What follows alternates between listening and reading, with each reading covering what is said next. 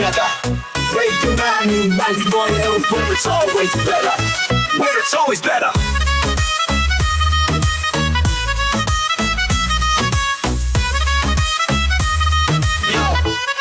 Yo, सुबह का सूरज या शाम का रंग, we bring you joy हर जुबान का धन. Community की बात हम हैं आपके साथ, let's spread the love. चलो मिल के साथ tune in, turn up, दिल से बात करो. Radio Manu 92 FM के साथ चलो. Every voice counts, हर लम्हा यहाँ. चलो बात करके देखते हैं, let's all shine on.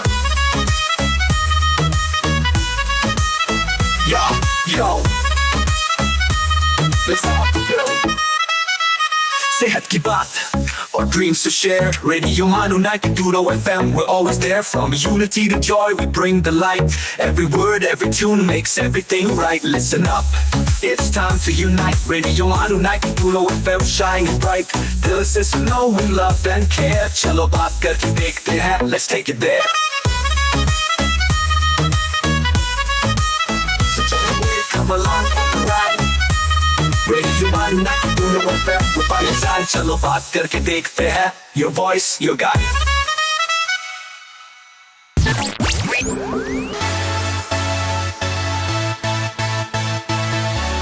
This is Radio Manu 90.0 FM. चलो बात करके देखते हैं.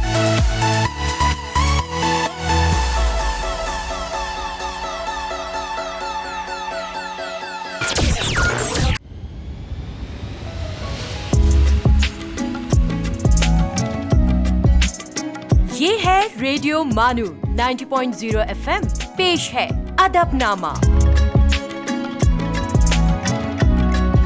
Hi, this is Radio Manu 90.0 FM. I'm your host and RJ Himanchali, and I welcome all of you to our literary and cultural show, Adabnama. Today's discussion centers around a distinguished linguist, author and educator, Professor Shreesh Chaudhary, and his teachings. We welcome you to the studio, sir. Thank you very much, Himanjali. Before I go ahead with the discussion, I would like to introduce our guest for today. Shreesh Chaudhary is a distinguished Indian linguist and educator. He joined the Indian Institute of Technology, Madras in Chennai, where he served as professor in the Department of Humanities and Social Sciences until his retirement in 2015. He has authored numerous books, and beyond research, he has been involved in language teaching initiatives and educational projects, bringing together theory and practice to enhance English language learning in India. So could you please tell us about your journey into linguistics and what inspired you to pursue this field? Well, I was already teaching at Ranchi in Jharkhand when I was invited to undergo a course in teacher training at the then Central Institute of English and Foreign Languages, See, Hyderabad, right. formerly called CIEFL. Yes. I did their first course called Diploma in Teaching of English, and we had then two streams. I could either go specialize in linguistics and language teaching, or I could get into literature and related field. I already had a master's in literature, Right. and I hardly knew anything about linguistics, and linguistics attracted me. Right. So I opted to do further studies, MLit and PhD in linguistics. And since then, most of my work has been in the area of linguistics. Can you also tell us that what motivated you to focus on English language teaching and communication in the Indian context? Well, see, I had already been a student of English literature. I had an BA honors in English literature. I had an MA in English literature. Then I was already teaching at a college in Jharkhand. So when I came here, then for me to be in ELT, English language teaching, was natural and extension of training in my chosen field. Then there were problems in teaching of language. how do you teach a large class in a limited time? Right. How do you conduct tests? How do you teach speaking? How do you teach such that your classes become interesting and effective? Right. So these problems were easily answered, or at least appeared to be possible to answer easily in by pursuing research and further development in this area. That is why I stayed in the field of linguistics and English language teaching. Right. So, sir, you've spent so much time in IIT Madras. So, has it shaped your views on language and education in India? You see, in a certain sense, all Indian institutes of technology have been a great experiment Right. in pedagogy and in the design of higher education dissemination, their structure. One good thing, apart from many others, is that they give huge autonomy to teachers. Right. Every teacher at IIT can teach a course of his or her choice. Hmm. They can design the course the way they feel like, how many lectures you would like to have, how many seminars with the students you would like to have, what kind of tests or no test. Right. It's entirely up to the teacher and the student. All you have to do is to propose your course, submit the design of the course, and get approval of the Senate. And once it is approved, you are the master. And that is So- so important when Yeah, the truly, teachers yes. are given Yeah. that autonomy. Rather than they being told, Yes. like we tell the coolies, take this luggage and put it in that compartment. Right. So their teachers are not supposed to be coolies. Their teachers are supposed to be craftsmen Right. who design or create careers. So I also got that autonomy, and I thought my courses should be tailored to the needs of my students. Hmm. So very soon, within few semesters of going there, I designed my own courses at the zero level for students who come from no English background, to courses for students who come from English speaking families, English medium institutions, great elite institutions. Now, what could they be taught? Hmm. They could also be taught a few things which they had not earlier studied. So, I designed courses in zero level course in English, advanced level course in English, courses in Indian classics and cultural values, courses in linguistics, courses in spoken English, and all of these courses became very popular. My students were full of enthusiasm doing these courses. More than them, I was excited. Right. And each of my courses also gave me a book from the material, from the data, from the experience that I had. And I hope my students also learned, but I learned a great deal. Not only about teaching, also about language, about myself, how we could enrich our courses. So thank you for asking that question. And I'm grateful to IIT system. Right. Yeah. So, you sound like a very passionate teacher presently. So, how would you view the relationship between language and identity in a multilingual country like India? You see, it is absolutely, I'll go to the extent of saying that it is almost genetic. Right. Okay. You are born talking that language.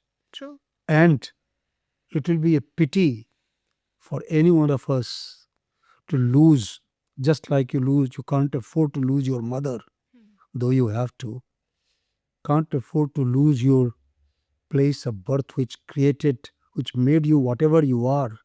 Similarly, language, particularly the ones you grew up with, are parts of your identity, but then they must not become prisons for you. Right. They must have an emancipating effect. Hmm. Language, after all, you see, you can ask yourself, why did God give man a language? Mankind is unique in the sense that no other creature as we know of today has something called language. Why did God give us language? Because He wanted us to join others, connect with others, make a community. A Greek philosopher has said, whatever mankind has done by way of engineering or by way of poetry has been done through language. Right. So if I become a prisoner of my language, then I'm defeating God's purpose. So I must learn, must appreciate, must see what is good also in other languages. So a country like India, the strength of India comes from its multilingualism. True. We are about the only people who can say that anybody here knows more than one language. Right. They cannot say that in Europe or in Japan. Right. We can say that in China. We can say that in Africa. We can say that in India more than any other place. That's our national asset. Right, you are, sir. We will be continuing our discussions with Professor Chaudhary, but only after a short break. I'm your host and RJ Himanjali, and I'll be meeting you after a short break. You are listening to Adabnama, Radio Manu 90.0 FM's Literature and Culture Show.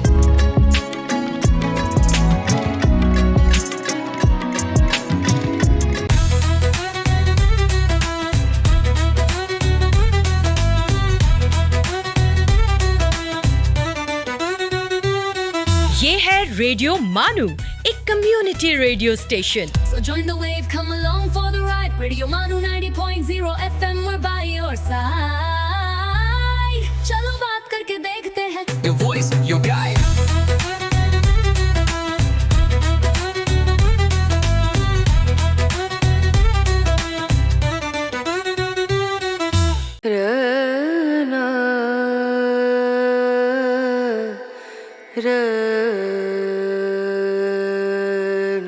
ये है radio मानू 90.0 FM।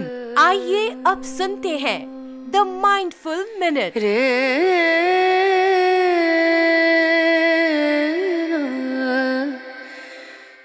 अपने आप को फतह करना सबसे बड़ी फतह है। अफलातून।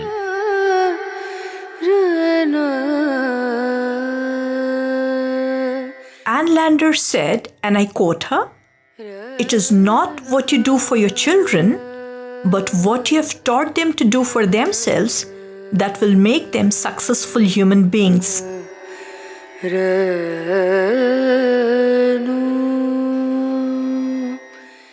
कथा सरित सागर जो हमारा महान ग्रंथ है, एक तरह से कहावतों का, सुविचारों का, उसमें कहा गया है, सही स्थान पर बोया गया सुकर्म का बीज ही महान फल देता है। This is Radio Manu 90.0 FM. You were listening to the Mindful Minute.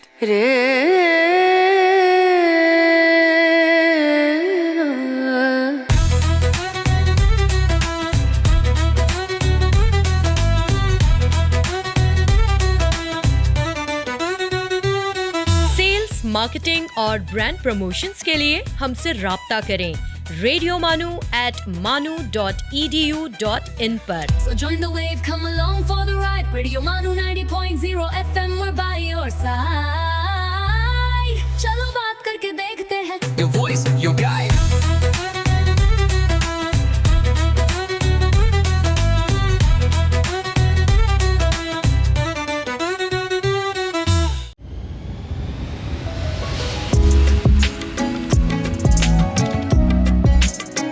You are listening to Adabnama, Radio Manu 90.0 FM's Literature and Culture Show. Hi and welcome back to Radio Manu 90.0 FM. You're listening to Adabnama and we are discussing language, linguistics and spoken English with Professor Chaudhary. So, moving on to the next question. What are your thoughts on the balance between English and Indian languages in education and professional life? You see, too much legislation in any way is not good for mankind. So let those who use language choose what they would like to learn, what is more useful to them or useful for them, rather than impose that you must do this, you must do that, that hasn't helped anybody. It must come, number one, through choice, and one always chooses in one of the two or three ways, either what you need, or what you like, or what you want to become. True. As a nation, our job should be to help the learner with resources and with opportunities. Right. Beyond that, any legislation, in my opinion, is an unnecessary intrusion into human beings' capacity to learn and grow. Right, sir. So, do you believe English in India has evolved into its own distinct variety? Of course. And how should it be treated academically? Because we are all different. All of us come from different backgrounds and speaking skills. So that's where in a classroom, Well, to answer your first question, yes, English in India is as good a variety as English in America, yes, as English in Australia, yes, as English in New Zealand, or anywhere else. It has its own distinct Indian features of vocabulary, of sentence construction, of semantics, of pronunciation, of the way we write, of the way we greet or talk to one another. It's a variety just as good as any other. Then the second thing, how we should use it, how we should handle it, yes, that's pretty simple, there is one should not confuse the issues. In every language, there is a apex of the pyramid where you have, so much that you can speak to and be understood by all other users of that language. At the bottom of that pyramid, at the very basic level, you only have local features. You talk to and you are understood only by local people. In between lie all of us. As teachers, our aim should not be to intimidate any learner, but to help them move towards the pyramid.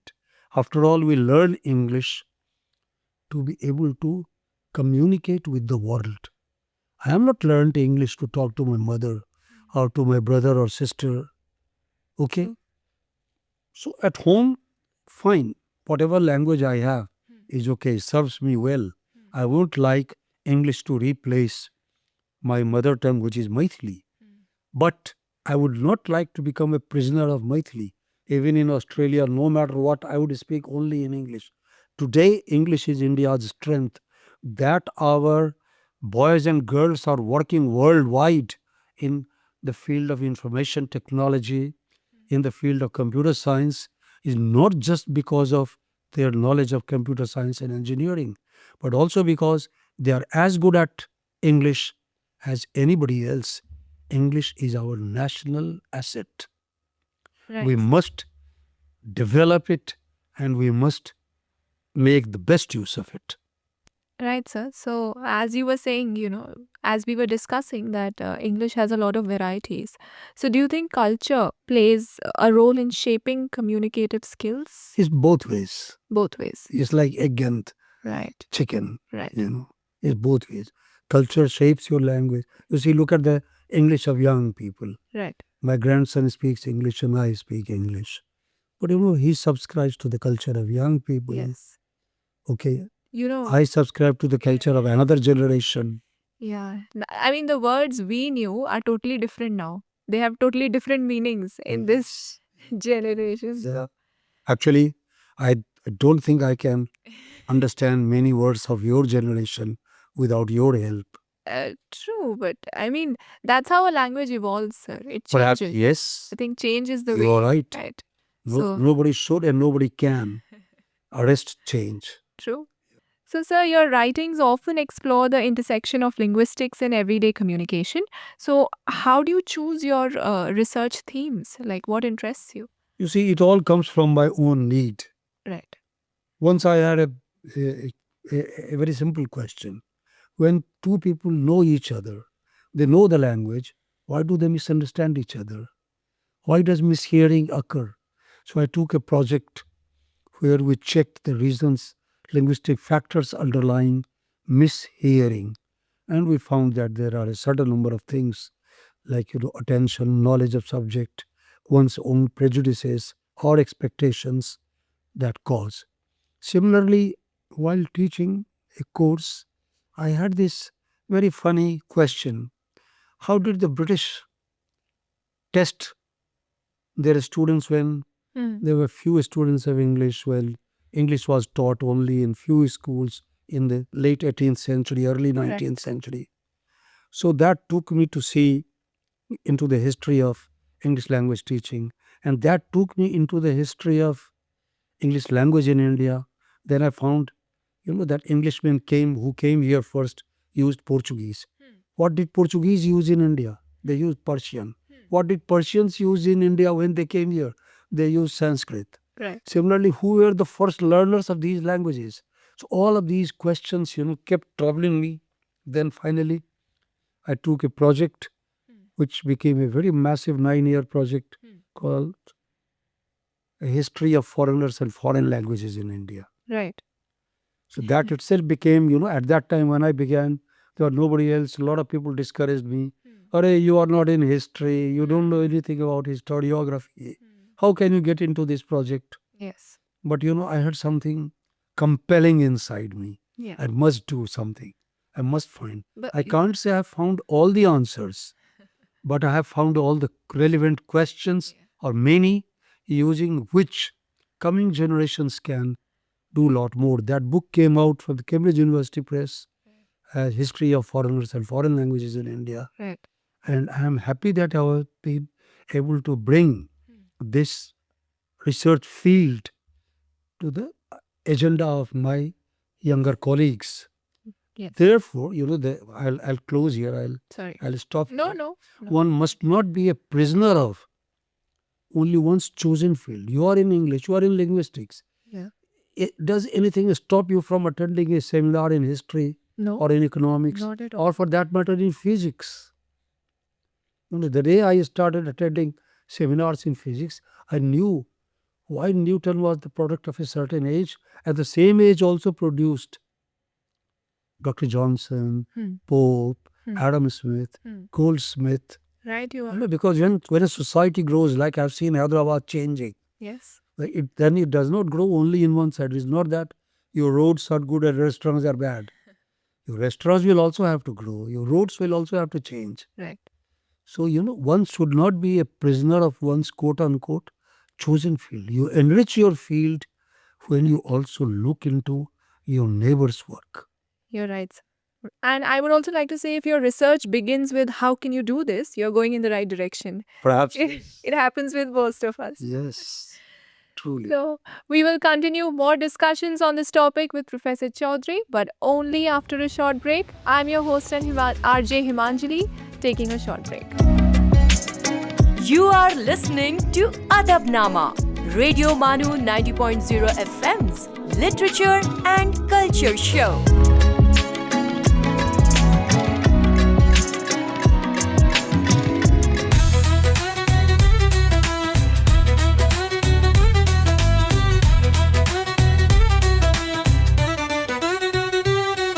This is Radio Manu, a community radio station. So join the wave, come along for the ride. Radio Manu 90.0 FM, we're by your side. चलो बात करके देखते हैं. Your voice, your guide.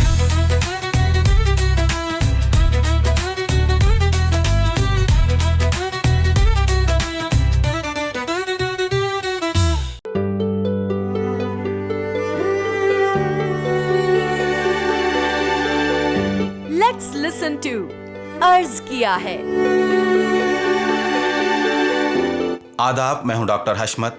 अर्ज किया है में आज हम बात करेंगे अली सरदार जाफरी की.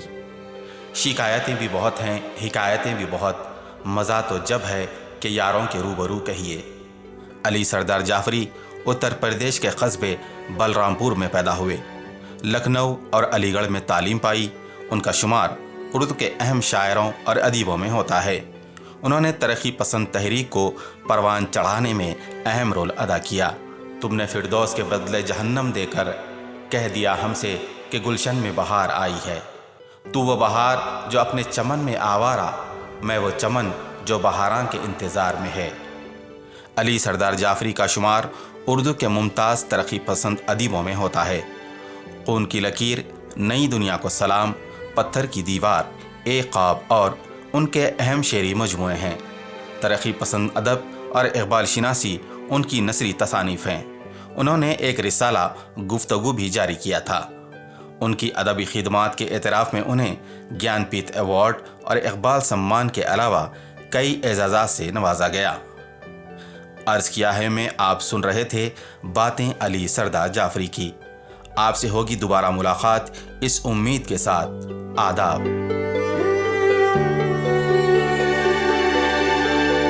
आप सुन रहे थे अर्ज किया है।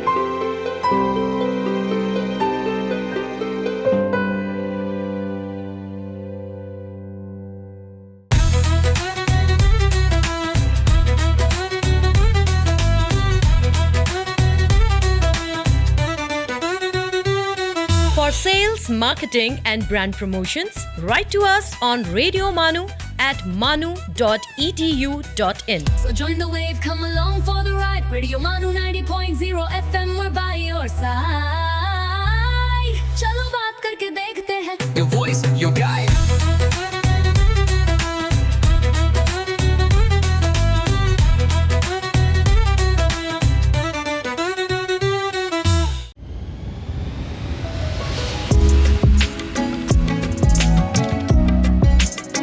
You are listening to Adabnama, Radio Manu 90.0 FM's Literature and Culture Show.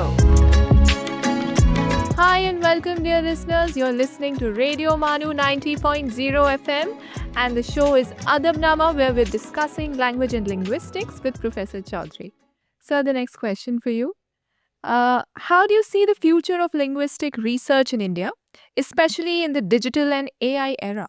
Now that we have ChatGPT and so many, numerous AI tools, how does teaching change and how does research change and develop? I have a two-part answer to it. Number one, all of us, regardless of which field, which walk of life we work in, we have to grow with times and change with changing culture, changing technology. Think of the time when there was no fountain pen. Right. People wrote with bamboo twigs or bird quills. Then came fountain pen. Then came jotter pens. Then came typewriters. Then came computers. Then came one XYZ. We changed with them.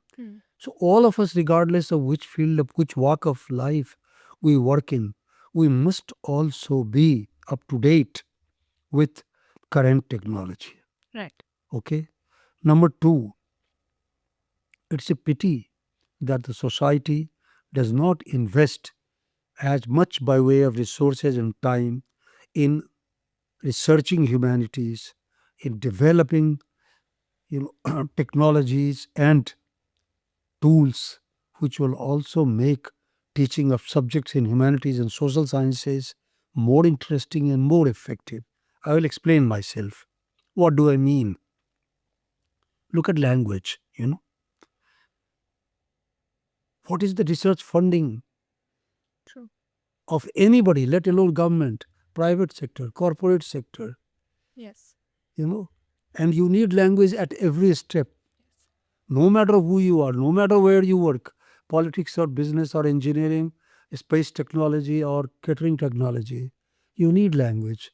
But how much by way of database have you created? True. Simple enough, doesn't cost you a lot of money.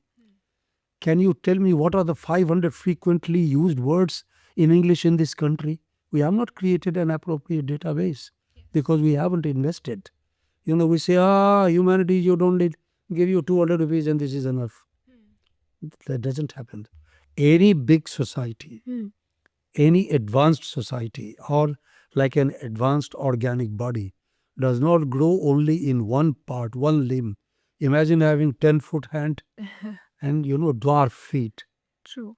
Imagine having a big head or nothing below. True. You look a comic character.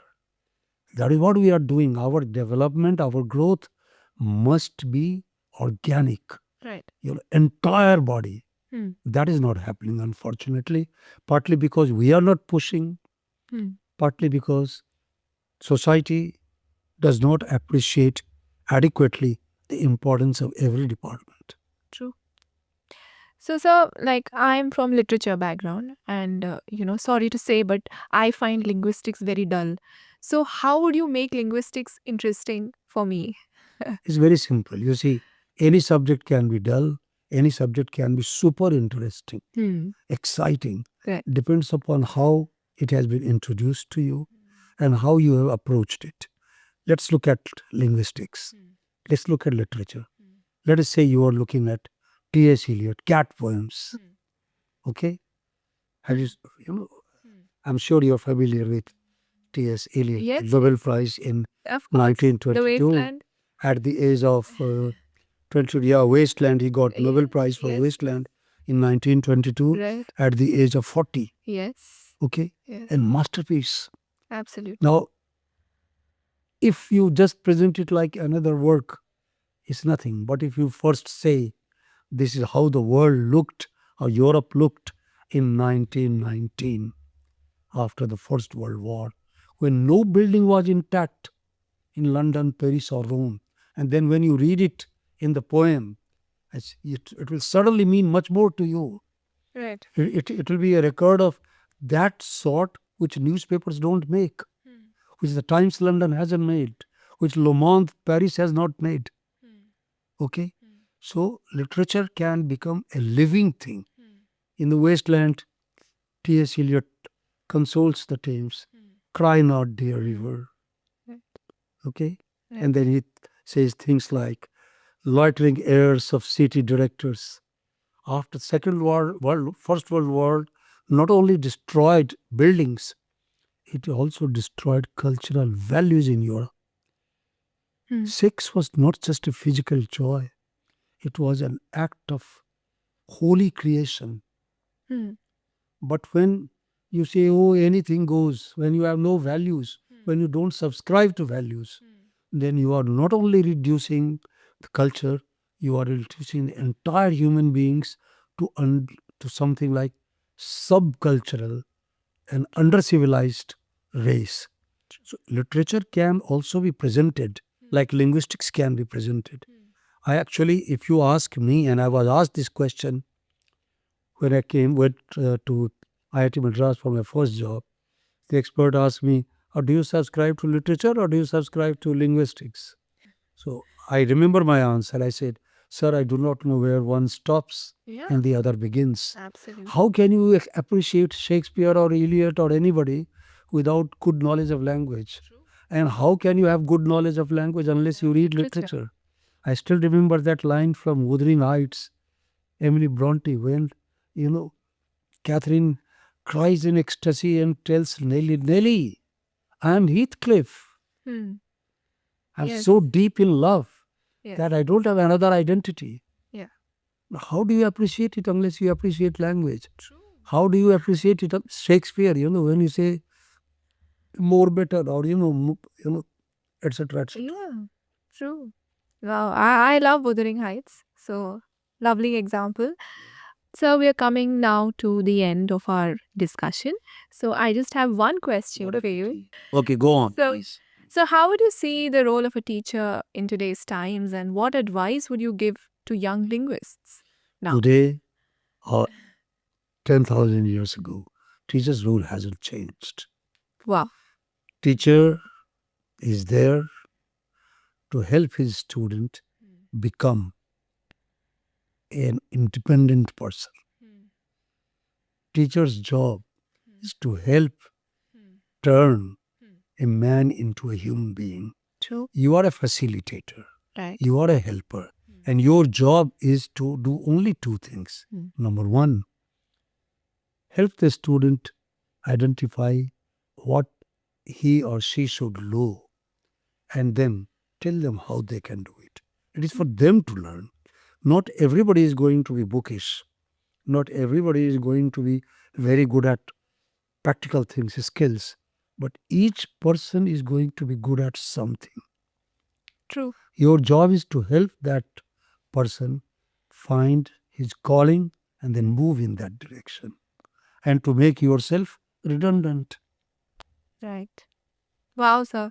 I mean, I have learned so much from this discussion. Thank you very much. It was a huge pleasure talking to you and having you in our studio. Thank you so much. Thank you so much to all of our listeners for tuning in with us today. We will be back with more interesting discussions. I'm your host and RJ Himanjali signing off, but we would love to hear from you. So if you want to write to us, you can do so at www.radiomanu.edu.in. We'll be waiting for your responses. Till then, stay tuned to Radio Manu 90.0 FM and stay happy, stay blessed. Thank you. आप सुन रहे थे अदबनामा radio मानू 90.0 FM पर। चलो बात करके देखते हैं।